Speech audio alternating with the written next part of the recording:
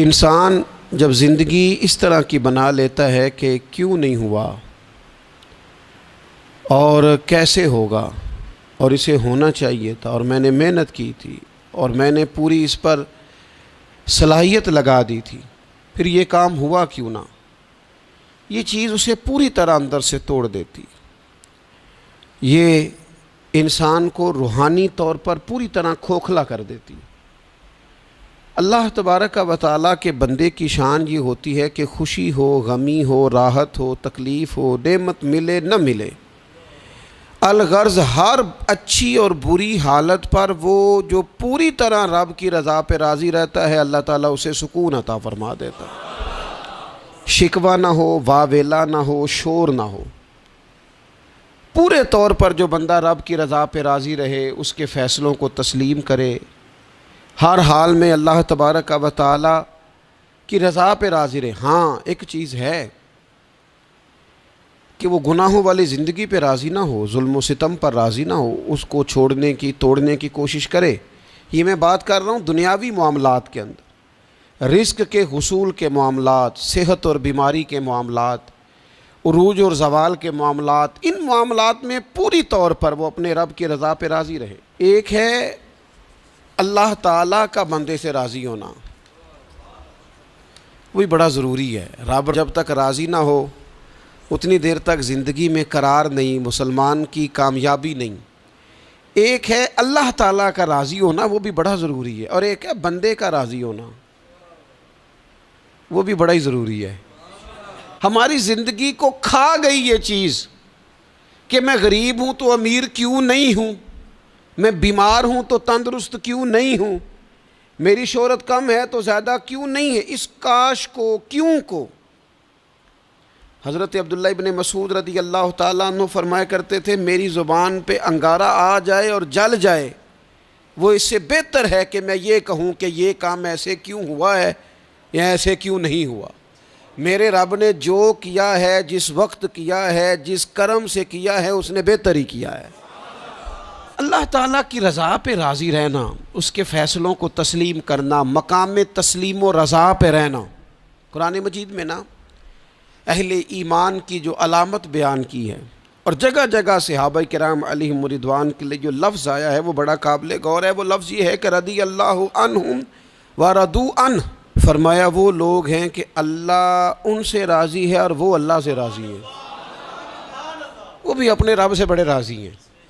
مقام تسلیم و رضا ہے، رضی اللہ عنہم ورضوا عنہ، اللہ ان سے راضی ہے اور وہ، یہ سورۃ المائدہ ہے۔ تو رب کیا فرماتا ہے؟ ذالک الفوز العظیم، یہ بہت بڑی کامیابی ہے کہ بندہ اللہ سے راضی ہو اور اللہ اپنے بندے سے راضی ہو، تو ذالک الفوز العظیم، یہ بڑی کامیابی، یہ زندگی میں روحانی طور پر مضبوط ہونے والا کام ہے۔ ہمارے ہاں لوگوں نے نا صوفیاء کی، اللہ والوں کی، پیروں فقیروں کی یہ ڈیوٹی سمجھی ہوئی ہے کہ جو بندہ بھی جائے گا نا، جی میرا کاروبار نہیں چلتا، تو ایسا تعویذ دیں گے کہ او ہو لہراں بہراں ہو جان گیاں، خیر ہو جائے گی، اسی وقت گلے میں رکھیں گے اور ٹپ ٹپ پیسے گرنے شروع ہو جائیں گے۔ لوگ سمجھتے ہیں یہ ڈیوٹی ہے اللہ والوں کی، حالانکہ یہ کام بھی اللہ والے کریں گے، دعا کریں گے، لیکن رب کے بندے کی اصل ڈیوٹی تو یہ ہے کہ وہ بندے کو رب کی رضا پر جینے کا طریقہ بتائے، وہ اسے کہے کہ وصل اچھا ہے نہ فراق اچھا ہے، یار جس حال میں رکھے وہی حال اچھا ہے، یار جس حال میں رکھے وہی حال اچھا ہے، مارو مارو مینو مار مکاؤ، میں کوئی عذر نہ پیش لے آواں، تو جے سونا ہی میرے دکھ وچ راضی، جے سونا ہی میرے دکھ وچ راضی، تو پھر سکھ نو چلے ڈاواں۔ اپنی زندگی مقام تسلیم و رضا والی، اس کے فیصلوں پر راضی رہنے والی۔ نبی اکرم صلی اللہ تعالیٰ علیہ وآلہ وسلم نے ایک جماعت سے پوچھا، فرمایا کون ہو بھائی تم لوگ؟ عرض کی یا رسول اللہ مومن ہے۔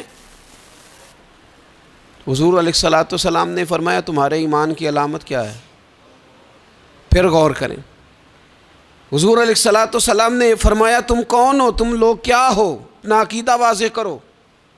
عرض کی یا رسول اللہ صلی اللہ تعالی علیہ وسلم ہم مومن ہیں۔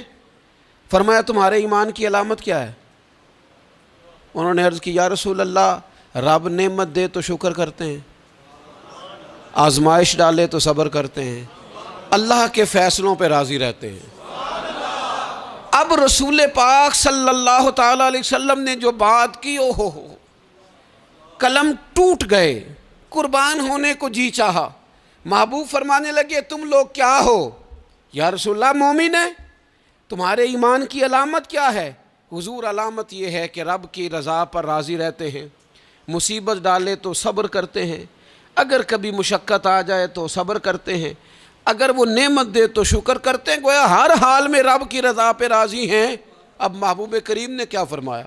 حضور فرمانے لگے اللہ کی قسم تم مومن ہو۔ یہی تو علامت ہے مومن کی، اللہ کی قسم تم مومن ہو، تم صحیح معنوں میں مومن ہو۔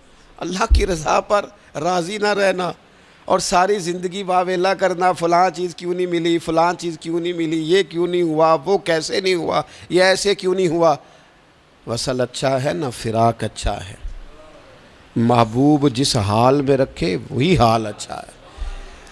اپنے آپ کو اللہ تبارک و تعالیٰ کی رضا میں ڈھالنے کی کوشش کریں، اپنی طبیعت کو مائل کریں، اور اگر یہ نصیب ہو جائے اللہ کی رضا پہ راضی رہنا، تو یہ صرف اللہ کی رضا پہ راضی رہنا نصیب نہیں ہوگا، سکون بھی نصیب ہوگا، سجدوں کی لذت بھی نصیب ہوگی، قرآن پاک کی محبت بھی نصیب ہوگی، محبوب پاک سید عالم صلی اللہ تعالیٰ علیہ وآلہ وسلم کے دین پر عمل کرنے کا جذبہ بھی بیدار ہوگا۔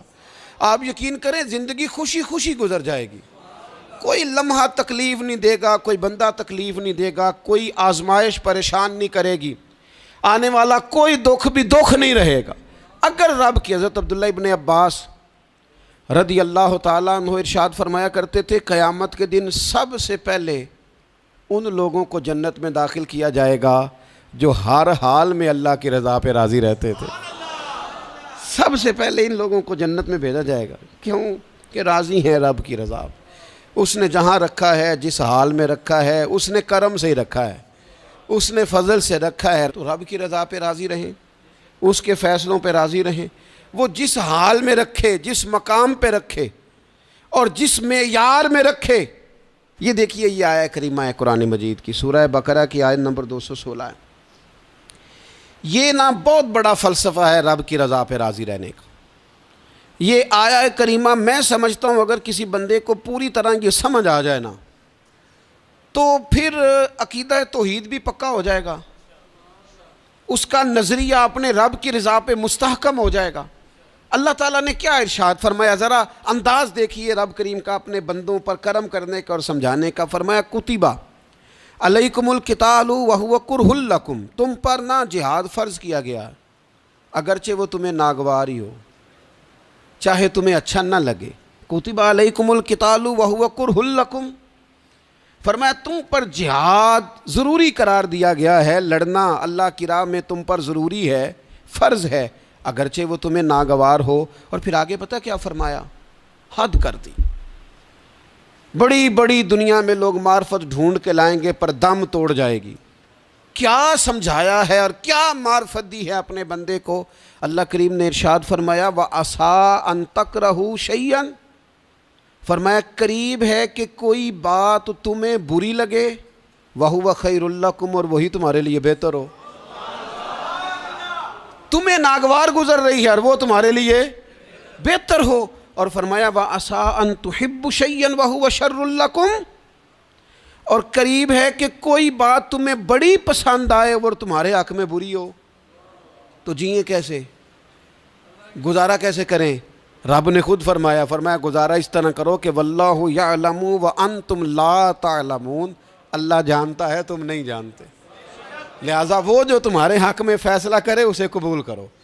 جیو اس طرح جیو، یہ جان کر جیو، اس کو پڑھ کر جیو، اس کو دل پر لکھ کے جیو کہ واللہ یعلم وانتم لا تعلمون، اللہ جانتا ہے تم جانتے نہیں ہو۔ تو رب جو جانتا ہے وہ تمہارے حق میں وہی فیصلہ فرماتا ہے، جو بہتر ہوتا ہے وہی تمہارے حق میں فیصلہ کرتا ہے۔ یہ آیت مضبوط کرتی ہے بندے کو، طاقتور کرتی۔